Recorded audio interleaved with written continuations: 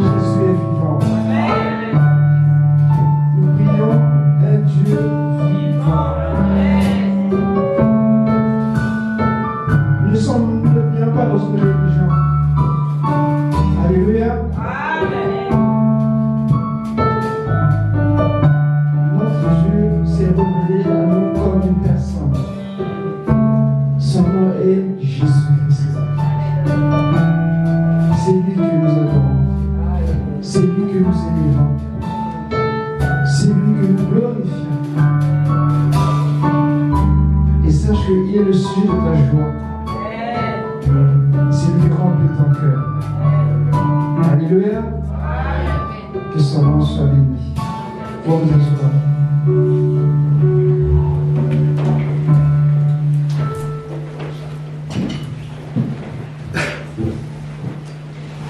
Amen, amen, amen, amen, amen.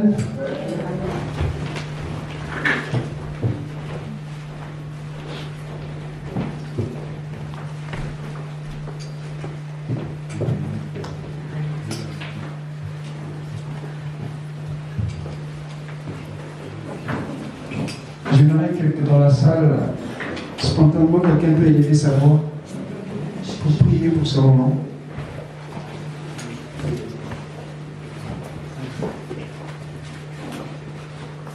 Nous asseyons et je vous demande bien aimé de se lever et prier pour ces moments.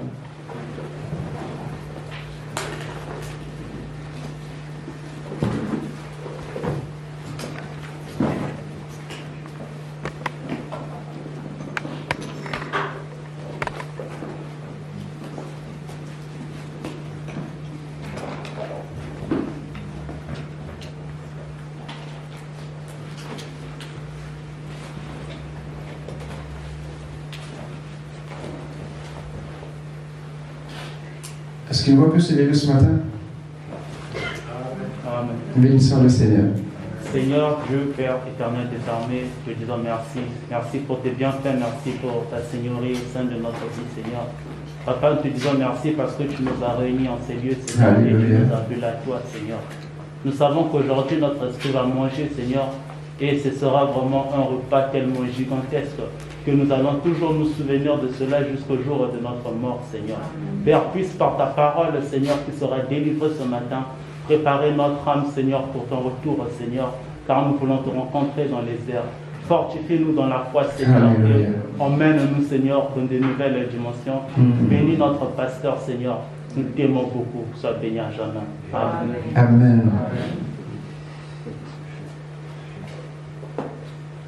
Nous allons parcourir beaucoup de versets. Mais ce que je voulais ce matin, c'est qu'on se partage un peu les visages de la foi. En d'autres mots, les expressions de la foi. Amen. Vous savez que la foi est une ferme assurance et une démonstration. Amen. Mais nous savons ce que la foi vient de ce qu'on entend, ce qu'on entend la parole de Christ. Mais chacun de nous manifeste cette foi différemment. C'est jamais pareil. Alléluia. C'est jamais pareil. Selon ce que nous sommes, selon ce que nous écoutons, ce que nous savons, ce que nous enseigne, notre foi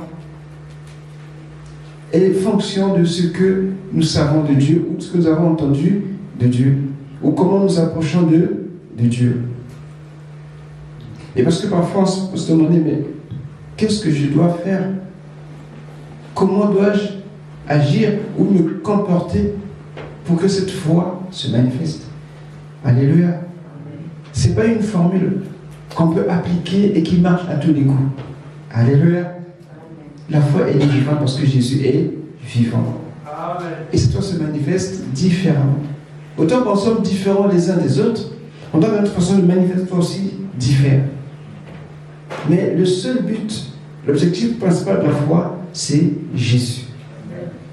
Et nous allons voir au travers de ces passages comment certains d'entre nous ont manifesté cette foi-là pour nous servir juste d'exemple ou de modèle. Mais pas vraiment de modèle, mais juste d'exemple, en sachant que personne ne peut dire que moi j'ai la foi qu'il faut. Alléluia. Amen.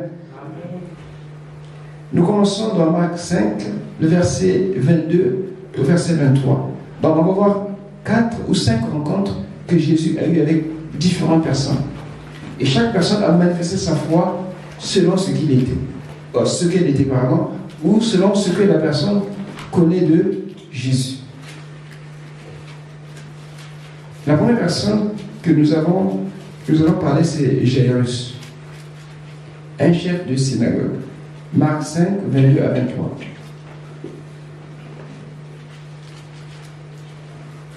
Marc 5, 22 à 23. Survint alors l'un des responsables de la synagogue, nommé Jairus.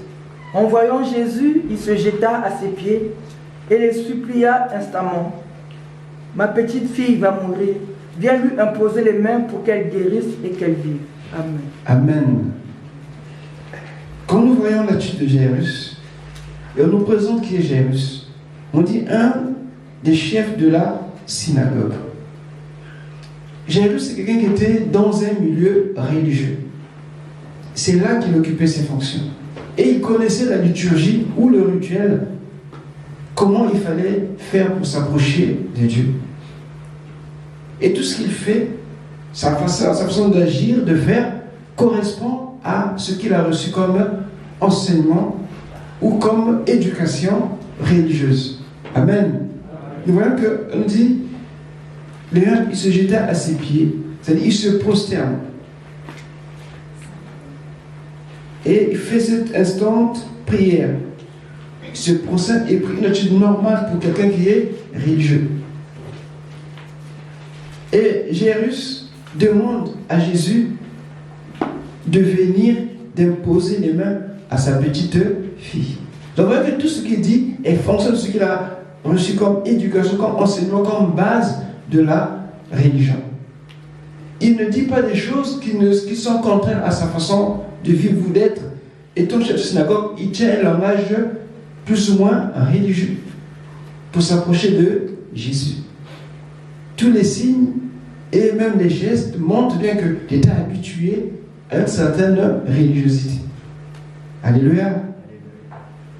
Pour lui, Jésus doit venir imposer les mains. Parce qu'il se rappelle que dans le temple, avant qu'on sacrifie un animal, il y avait ce transfert de péché qui se faisait entre l'offrande et le sacrificateur. Il imposait les mains sur le sacrifice qui devait prendre le péché. Et aussi, c'est un acte aussi qui pouvait transmettre une guérison.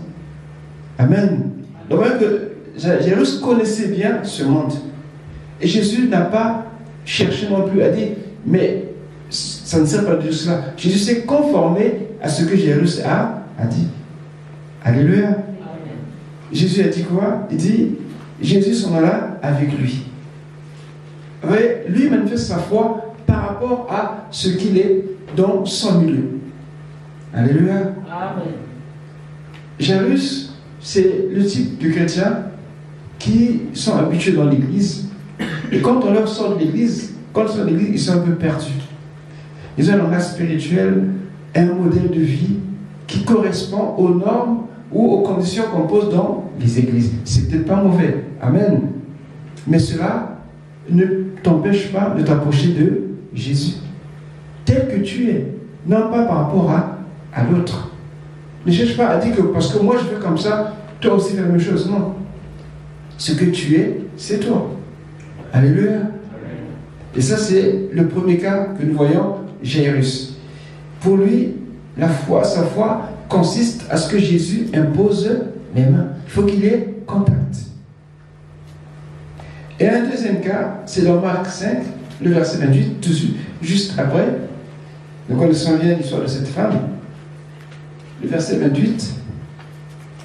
Donc, premier contact, première rencontre, c'est Jairus. Deuxième rencontre, c'est cette femme. Marc 5, le verset 28. Marc 5, verset 28. Car elle se disait, même si je ne touche que ses vêtements, je serai guérie. Je continue. Amen. Amen. Voilà ce que cette femme se disait. Pour elle, la foi, c'était toucher le vêtement de Jésus. Jairus, c'était, viens, impose les mains. Il voulait un contact. Mais cette femme dit, non, moi, pas besoin de contact. Seulement, je peux toucher ses habits. Mais quand on voit cette femme, on dit qu'elle a longtemps souffert aux mains des médecins parce qu'elle était malade. Et Luc, je crois que c'est moi qui dis que cette maladie était incurable. Donc elle a dû parcourir beaucoup de lieux, chercher la guérison. Il a eu même à avoir peut-être des vrais médecins, des charlatans et toutes sortes de personnes pour pouvoir lui apporter soulagement ou guérison. Mais rien n'a marché. On peut comprendre que dans tout ce qu'elle a vécu, elle était habituée simplement à trouver des gens qui étaient plus ou moins des guérisseurs ou des charlatans. Non, mais si tu veux guérir, va faire ceci, touche là-bas, ceci a un pouvoir, ceci a telle puissance, prends ceci, garde ça, prends ceci, mets ça sur toi, un peu comme les petits gris que avant qu'on donnait soit aux enfants pour apprendre à marcher bien, voilà, des choses comme ça, qui frôlent la superstition. Amen. Pour cette femme, ce n'était pas question d'aller voir Jésus, mais elle était plus ou moins dans la superstition. Pour dire que si je touche devant son avis, nous savons que la vie n'a aucun pouvoir pour guérir. Alléluia. Mais au moment que ce qu'elle a vécu, ce qu'elle a traversé, on lui donne des choses à tenir, à garder, un peu comme des amulettes ou des choses qu'on touche, qu'on garde, qui soi-disant apportent la guérison ou la protection. Et cette femme était dans ce milieu-là. On ne dit pas son nom. C'est une femme anonyme parmi tant d'autres dans la foule. Mais sa foi pour elle, c'était toucher l'habit de Jésus. Mais cette foi était plus ou moins mêlée avec la superstition. Alléluia. Mais Jésus n'a pas dit que ton intention, ce n'est pas correct. Tu dois t'adresser directement à moi. Tu dois me parler. Mais Jésus n'a pas regardé cela. Jésus a compris ce que cette femme avait et ce qu'elle voulait. Elle a haussé le niveau de sa foi. Alléluia. Amen. Et ça veut dire que non, mais ta foi, c'est pas comme ça. Moi, c'est comme ça que si tu veux m'approcher, voilà. Non. Même là où le monde, où les gens ne s'attendaient pas, parce que beaucoup de gens bousculaient Jésus, beaucoup de gens le pressaient, mais il n'y avait aucune force qui est sortie en lui. Parce que cette femme-là, elle avait la foi, mais cette foi était quelque peu gênée par la superstition, les croyances. En dehors de Dieu, tout ce qu'elle a vu amassé comme expérience chez les charlatans, ou bien chez des guérisseurs, ou bien chez tout ce que la médecine, bien le médecin pouvait lui donner. Donc pour elle, avant de parler de Jésus, elle croyait que Jésus pouvait le guérir, mais s'approcher de Jésus, dit ouvertement que guéris-moi. C'est vrai qu'elle a vu sa maladie, elle était impure, mais ce n'était pas vraiment ça. Amen. Parce qu'il y avait les lépreux qui criaient après Jésus, rends-nous pur si tu le veux. Amen. Donc cette femme pouvait aussi prendre son courage. Mais dans sa façon de croire, elle dit que c'est mieux que je m'approche, je touche rien que son vêtement. Alléluia. Je parlais des expressions de la foi. Le premier, lui, il est religieux, il n'a pas de problème. Il usait un langage religieux. Cette femme dans la foule, on ne dit pas qu'elle était religieuse, qu'elle n'était pas habituée, mais elle était plutôt enclin aux pratiques médicinales ou chez les guérisseurs. Donc ce qu'elle a, ou ce qu'elle a appris, ce qu'elle connaissait, elle veut l'appliquer à Jésus pour pouvoir être guérie. Alléluia. Chacun de nous a plusieurs façons de manifester sa foi. Mais Jésus n'a pas repoussé non plus. Jésus a réalisé, a senti en lui une puissance sortir. C'est une foi, je dirais, entachée de croyances superstitieuses. Pour faire régulièrement au Seigneur, quand je dis, on a prié pour toi, c'est fait. Non, je n'ai rien. Tu ne me donnes rien. Mais qu'est-ce que tu veux qu'on te donne? Alléluia. Amen. Tu veux qu'on te donne une palle pour aller accrocher à la porte de ta maison? On a prié, ça suffit. C'est comme cet homme-là. Il était là à attendre pendant longtemps que l'eau puisse être remuée, agitée pour qu'il soit guéri. Mais Jésus lui a dit seulement parler. Il n'a pas attendu que l'eau vienne sur lui. Il a cru et il a été aussitôt guéri. Amen. Et la troisième rencontre, c'est Luc 7, le verset 7.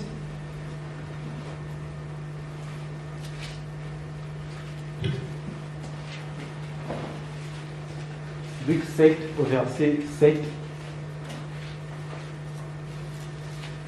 C'est aussi pour cela que j'ai jugé bon d'aller en personne vers toi. Mais dis un mot et mon serviteur sera guéri. Amen. C'est l'officier romain, de l'armée romaine. Voilà quelqu'un qui est dans le même Jésus. Alléluia. Lui, sa foi, il ne va pas par quatre chemins. Sa foi est directe. Parce qu'il comprend, il a compris l'autorité. Il explique sa démarche par un langage militaire. Un militaire, quand il reçoit un ordre, il fait quoi? Il obéit. Il n'y a pas à tergiverser. Il n'y a pas à raisonner, il n'y a pas à réfléchir. Le colonel a parlé, le capitaine obéit. Le capitaine a parlé, le lieutenant obéit. Le lieutenant a parlé, le sergent obéit. Le sergent a parlé, le soldat obéit. Ça marche comme ça. Il dit, Jésus, tu es plus que tous les généraux. Dis seulement un mot. C'est le langage, c'est comme ça qu'il comprend les gens. Et Jésus était même surpris, il dit, ah ouais, même en Israël, je n'ai pas trouvé une foi pareille. Parce que la foi, en fait, vient quand tu comprends l'autorité qui est Jésus. Et curieusement, c'est un païen qui comprend la foi. Alors que ça devait être le luxe même des Juifs qui avaient reçu les promesses, la parole, les alliances. Mais c'est un païen qui était étranger aux alliances, étranger au culte, qui comprend le fonctionnement de l'autorité. Alléluia. Lui, qu'est-ce qu'il dit? Il dit, je n'ai pas jugé digne de venir. Non, mais c'est touchant. C'est pour ça que j'ai voulu seulement envoyer des gens. Même les gens que j'ai envoyés, ça ne sert pas. De là où tu es, dis seulement. Alléluia. Amen. Quel visage peut avoir la foi? Quelle expression peut donner la foi? Il n'y a pas d'expression pour dire que non, comme une formule qu'on va appliquer, ça marche. Non. C'est pas possible. Chacun de nous manifeste la foi selon parfois certaines conditions, parfois certains milieux, parfois certains enseignements, parfois certaines révélations. C'est pour ça que ce n'est pas quelque chose qui peut être uniforme à tous. Ce n'est pas possible. Amen. Amen. Si tu as une grande foi, bénis le Seigneur. Mais la petite foi ne te disqualifie pas. Parce que Jésus n'a pas demandé une grande foi. Il dit même une petite foi suffit pour transporter les montagnes. Alléluia. C'est pas facile de dire, mais comment je peux faire ces situations-là, les mets longtemps. Mais la foi, oui j'ai la foi, mais comment? On ne peut pas te dire, fais ceci ou fais cela. Non. Il faut que tu agisses par rapport à ce qui est dans ton cœur. Dieu l'a dit, tu le crois. Et le reste, c'est toi. De quel côté tu le prends? Est-ce que tu fais comme Jairus? Est-ce que tu fais comme cette femme? Est-ce que tu fais comme cet officier? Chacun manifestait une expression de foi. Mais tous ont reçu pratiquement ce qu'ils recherchaient. Alléluia. Amen. Dieu ne disqualifie personne concernant la foi. Parce que c'est lui qui donne la foi. Nous avons un autre exemple. On revient dans Marc. Non, oui, Marc 9, le verset 23 verset 24. Nous allons voir un père, quelqu'un en proie au doute. Il croit, mais il a des doutes. Ça arrive. Alléluia. Ce n'est pas l'incrédulité. Amen. Parfois, le problème te dépasse tellement, te dit, Dieu peut faire, je le crois. Mais tu te poses la question, est-ce que vraiment ça peut se faire? C'est un peu le cas de Sarah. Quand Sarah arrive, ou Abraham aussi arrive, ce n'est pas parce que Dieu était incapable. Parce qu'il trouvait ça, non, ça dépassait leur entendement. Mais l'entendement ne dépasse pas Dieu. Alléluia. Amen. Oui, on peut lire dans Marc 9, 23 à 24. Marc 9, 23 à 24. Jésus lui dit, si tu peux, tout est possible à celui qui croit. Le verset 24, aussitôt le père de l'enfant s'écria, je crois. Viens au secours de mon incrédulité. Amen. Il était désespéré. Il ne savait plus quoi faire, quoi dire. Jésus dit, si tu peux, alléluia, même ce que tu penses que ce n'est pas possible, là où tu t'accroches, c'est suffisant pour que je puisse agir. Tout ce qui désespère, qui pensent qu'ils n'ont pas la foi. Bien aimé, détrompez-vous. Vous avez la foi. Nous avons la foi. Mais sa manifestation parfois peut nous étonner, peut nous surprendre. Mais il faut que l'on soit sûr que le sujet de notre foi, c'est bien Jésus. C'est lui qui peut faire. Alléluia. Cet homme, son fils, était malade. Les disciples n'ont pas pu chasser le démon, vraiment désespérés. Et quand Jésus revient de la montagne, il voit notre monde. Et les disciples disent, mais regarde ce qui se passe. Il demande au Père, ça fait longtemps? Oui, ça fait longtemps, depuis qu'il était tout petit. Et Jésus, quand il parlait avec ce Père, il a compris que ce Père il avait un problème. C'est que les disciples, même s'ils priaient, ils n'étaient pas trop sûrs que les disciples pouvaient réussir. Et même quand Jésus est venu, il n'a pas caché son état là, il a manifesté. Mais il a dit, si tu peux, c'est suffisant au Seigneur. Alléluia. Il ne faut jamais désespérer. Il ne faut jamais dire que non, mais parce que je ne crois plus, ça va marcher. Bien aimé, tant que tu as le nom du Seigneur dans la bouche, tant que tu peux crier au Seigneur, Dieu ne dira pas que tu avais d'abord douté, non? Tu n'avais pas cru ma parole, non. Même si c'est tout petit, comme espoir, Jésus a même de l'agrandir. Même si tu ne restes pas assez de temps, ou plus de temps du temps pour faire ce que tu veux faire, tant que tu peux vivre, tant que tu peux respirer, tant que tu peux crier, tant que tu peux encore, dis-toi que ce n'est pas terminé. Amen. Dans chaque situation, dans chaque cas, dans chaque circonstance, notre foi, parfois, est déterminée par les conditions extérieures. Mais en sachant que c'est Jésus qui est l'auteur de notre foi. C'est lui qui sait répondre à notre foi. Toutes ces personnes étaient pratiquement désespérées. Toutes ces personnes avaient des situations improbables, difficiles.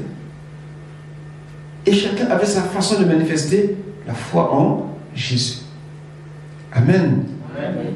Et le cinquième cas, ça aussi nous connaissons, c'est Marc 10, le verset 51. Tous ces passages, on les trouve dans Matthieu, dans Luc. Mais j'ai préféré prendre Marc parce que Marc est plus direct. Amen. Amen. Il nous fait grâce des détails parce que je voulais rester dans la foi. En sachant que la foi, bien aimée, même si on l'a définie, mais elle ne s'exprime jamais de la même façon. Et je te dis que tu n'as pas à te décourager. Ne dis pas que je n'ai pas la foi. Ne dis pas que peut-être que ça ne marchera pas. Bien aimé, ça marchera. Marc 10, verset 51. Jésus prit la parole et lui dit, que veux-tu que je fasse pour toi?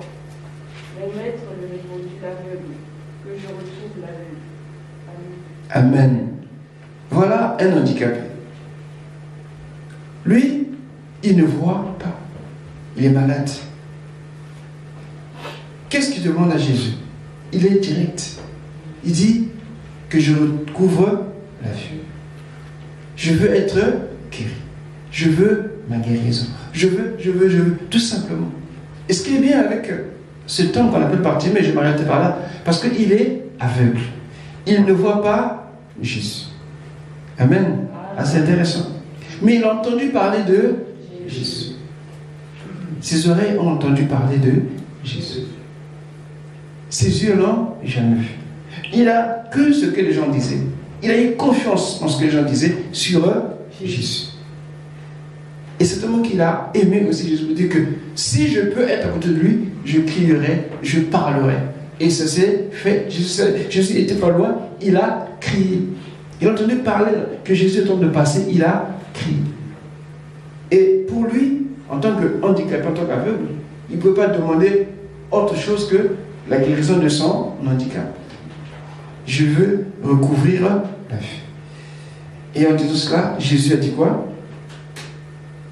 C'est le verset 50. Il dit, va, ta foi t'a sauvé. Simplement. Alléluia. Il ne lui a pas imposé les mains. Il lui a parlé. Comme il a parlé, lui aussi il a parlé. Amen.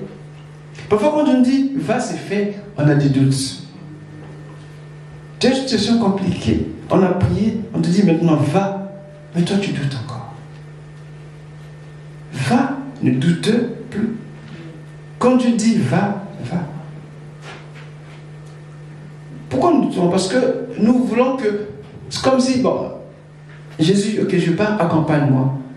Non, il n'a pas besoin d'accompagner, il dit, va. Parce que c'est lui qui ordonne, c'est lui qui parle. Sa parole, quand elle sort, elle accomplit toujours ce pourquoi elle est sortie. Il n'a pas besoin d'être là où tu es, sa parole suffit. Et cet homme, ce qui est intéressant avec cet homme, c'est que c'est un peu l'image de ce que nous sommes. Amen. Mais avant que je conclue, j'aimerais dire trois choses par rapport à ça. Toutes ces personnes, excepté l'officier, ont manifesté différemment leur foi, ça on l'a dit. Jésus ne les a pas blâmés pour autant. Pourquoi? Parce que dans Hébreux 12, on dit que Jésus est l'auteur de notre foi et le consommateur. Donc il sait donner la foi à qui il veut. Parce que la foi en Jésus, c'est différent de la foi en Dieu. Il y a une différence. Amen. Les croyants ont foi en Dieu. Les chrétiens ont foi en Jésus. Et quand on dit il était inutile, Amen, il ne servait plus à rien. Et quand on voit le lumineux qui fume, c'est comme c'est une mèche en fait. En ce temps-là, les lampes étaient constituées d'une mèche avec de l'huile. Et quand cette mèche fumait, elle ne servait plus à rien. Il fallait la changer, donc la jeter. En fait, quand on voit ces personnes, c'est l'image de vie de ces personnes. Même si le monde te rejette, même s'il n'y a plus, on ne peut plus faire de la récup pour ton cas, Jésus est à même de te récupérer. Il va recycler. Alléluia. Pour le dire, il va restaurer. C'est ça le ministère de Jésus. Et ça part de la foi. C'est-à-dire, quelle que soit la foi que tu manifestes en Jésus, il est à même de prendre cette foi, de la remettre à sa bonne place. Pour que tu sois heureux, pour que tu bénisses son nom. Pour que tu sois heureuse, que tu glorifies son nom. Ne dis pas que moi j'ai pas la foi, moi je sais pas trop. Dans n'importe où tu te trouves, quand tu invoques le nom du Seigneur, quand tu as confiance dans le Seigneur, cette foi va se manifester d'une manière ou d'une autre.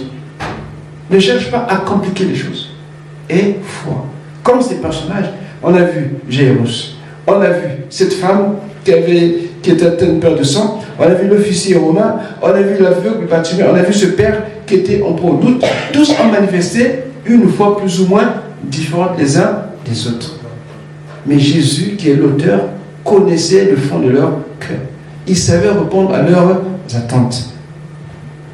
Et donc, aujourd'hui, ça a un peu changé, parce que la croix est derrière nous. Amen. Aujourd'hui, avant, c'était la guérison qui suivait le salut. Jésus guérissait, ensuite il disait que ta foi t'a sauvé. Mais aujourd'hui, ils ont changé. Aujourd'hui, maintenant, on est d'abord sauvé, ensuite vient la guérison. Mais souvent, ça, on aime, peut-être qu'on n'aime pas, mais ça ne dit pas grand-chose. Parce qu'on aimerait que ce soit d'abord la guérison, ensuite le salut. Mais non. Dieu veut d'abord nous sauver et la guérison ensuite. Alléluia. Parce que les personnes qui sont approchées de Jésus, tous venaient par rapport à un problème de situation. Et Jésus n'était pas encore glorifié. D'où l'ordre était comme ça. Miracle, guérison, foi, salut. Mais aujourd'hui, Jésus est mort ressuscité. Le salut, ensuite la guérison. Amen. Et les choses sont ainsi. Et parfois, on est un peu dit, mais est-ce que vraiment, bien aimé, tout ce qu'on se pose comme question, reste sur la confiance, sur la foi que Jésus entend. Que même si les gens peuvent voilà, te négliger, mais lui là-haut ne te néglige pas.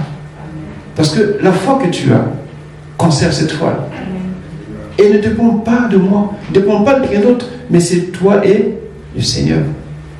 Comment est-ce que tu comprends, comment est-ce que tu t'approches de Dieu? Tout simplement. Mais rassurez-vous qu'il ne dépend pas des choses difficiles. De la manière que nous sommes, de la manière que notre foi se manifeste. L'officier, Jairus, cette femme, chacun dans sa vie a manifesté par rapport à sa nature une foi que Jésus a pu prendre et amener à maturité.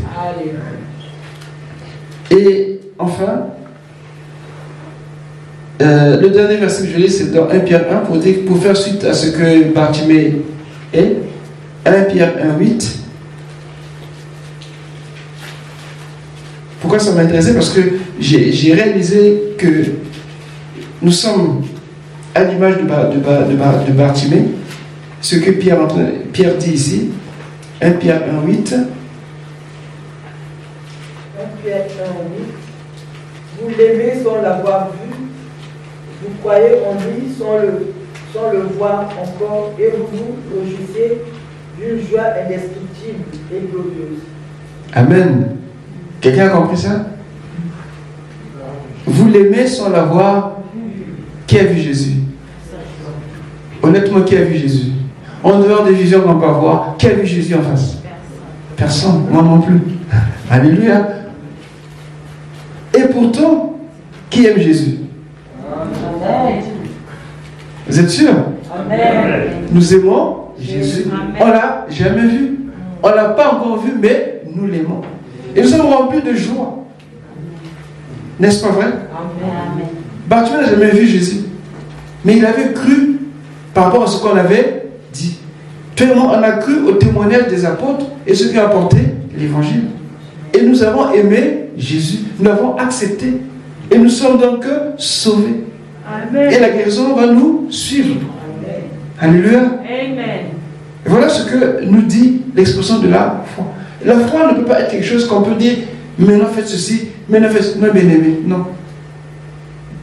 Tout va avec ce que tu es et ce que tu as reçu de Dieu.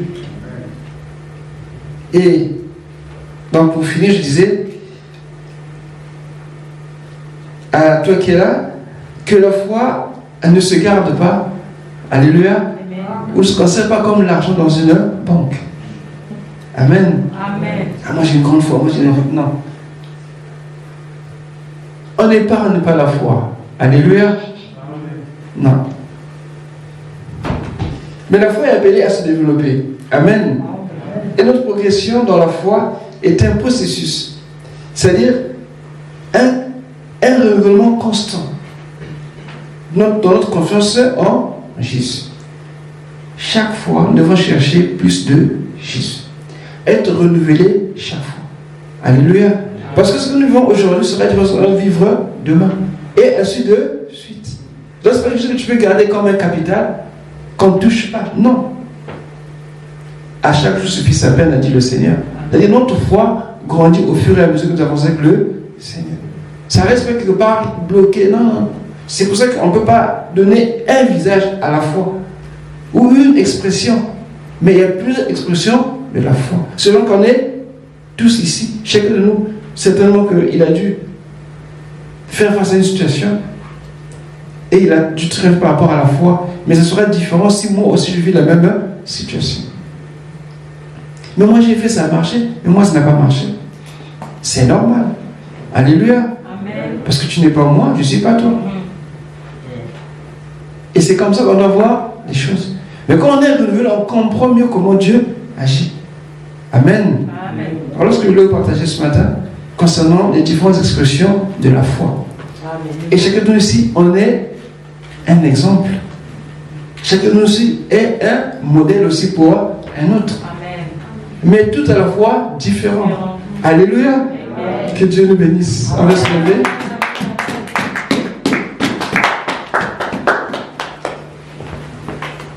Tu peux rendre grâce au Seigneur pour la foi. C'est pas que tu donnes la foi, tu l'as déjà. Mais rends grâce. Parce que justement cette foi va se manifester, qu'elle se manifeste dans la situation, dans la position dans laquelle je te trouve. Que ce soit une guérison, que ce soit une visitation, que ce soit n'importe quelle situation. Dieu t'a donné la foi. Et cette foi, c'est Jésus-Christ en toi. Lui qui est l'auteur et le consommateur de notre foi.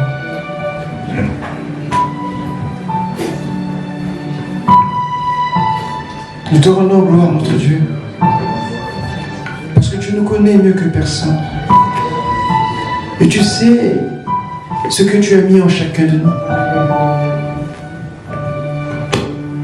Ton amour est dans nos cœurs, Seigneur. Même sans t'avoir vu, nous t'aimons. Nous croyons, Seigneur. Et le Saint-Esprit atteste la résurrection, la puissance et la grâce de Dieu dans nos vies. Et cela par la foi que tu as mis en nous, Seigneur. Cette foi qui nous permet de triompher du monde. Cette foi qui nous permet de réjouir ton cœur et de faire ta volonté. Nous voulons nous approcher de toi, Seigneur. Oui, nous voulons encore te dire merci et t'adorer. Parce que chaque circonstance, chaque événement, pour moi, est une opportunité pour manifester ma foi. Je n'ai plus à craindre ni à redouter. Mais je sais, tu es vivant, Seigneur. Mais je n'ai pas à redouter les situations difficiles qui me dépassent. Je n'ai pas à redouter les craintes. Mais je veux croire que c'est l'occasion qui m'est donnée pour témoigner ma foi. Qui m'est donnée pour témoigner que Jésus est vivant. Pour témoigner que Jésus a vaincu pour moi. Je ne peux plus regarder les choses comme auparavant. Je vais les prendre à bras le corps en comptant sur toi, Seigneur. Que la foi que tu nous as donnée est à même de faire face à toute situation. Je te bénis, Seigneur, pour ce matin. Est-ce que tu apaises mon frère, ma soeur, qui certainement connaissent des moments difficiles, traversent des situations difficiles, soit en proie au doute. Parfois c'est la maladie, parfois ce sont les enfants, parfois c'est dans le mariage, parfois c'est dans la maison, parfois c'est au travail. Pour des situations qui durent longtemps. Mais tu es pour nous un Père qui veille sur ses enfants. Tu es pour nous le secours. La principale de l'angle, Jésus, c'est toi. Toi qui connais nos cœurs et qui amène notre foi à la perfection. Je prie ce matin, Seigneur, que mon bien-aimé puisse triompher de cette situation et que te rende gloire, Seigneur.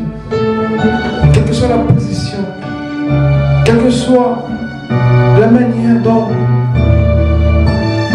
nous nous approchons de toi, tu ne nous rejettes jamais. Mais tu es celui qui nous prend même de la poussière, qui nous ramasse. Tu nous fais asseoir parmi les grands, afin que le monde sache que tu es vivant.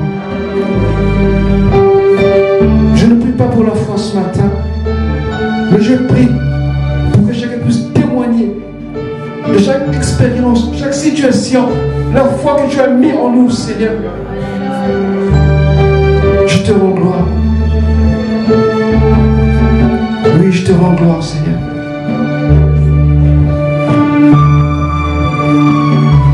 Je te rends toute la gloire. Merci de toucher. Merci de visiter maintenant, Seigneur. Parlez à nos cœurs, Seigneur. De nous donner encore de la langue.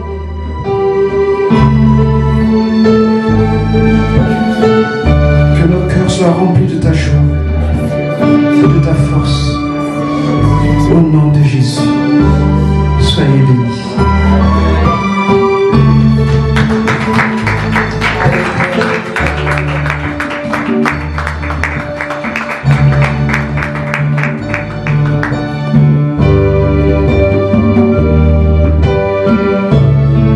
Acclamons encore la parole de Dieu. Continuez à parler, acclamons la parole de Dieu. Alléluia. Merci Jésus. Alléluia. La foi est une ferme assurance de, une démonstration de. Amen. Que Dieu vous bénisse. Acclamons sa parole. Jésus-Christ est Seigneur. Jésus-Christ est Seigneur. Merci au Dieu puissant. Merci pour ta parole, Père éternel. Te bénissons. de nous avoir parlé ce matin, ô Père. Merci Seigneur pour le canal par lequel la parole est sortie, ô Dieu Tout-Puissant. Nous bénissons Seigneur ton serviteur, Père éternel, plus de toi, ô Père. Merci Seigneur, nous recevons ta parole, car elle est oui et amen Seigneur, et nous voulons la mettre en pratique, ô Seigneur. Que toute la gloire et l'honneur, la puissance te reviennent des siècles des siècles. Amen.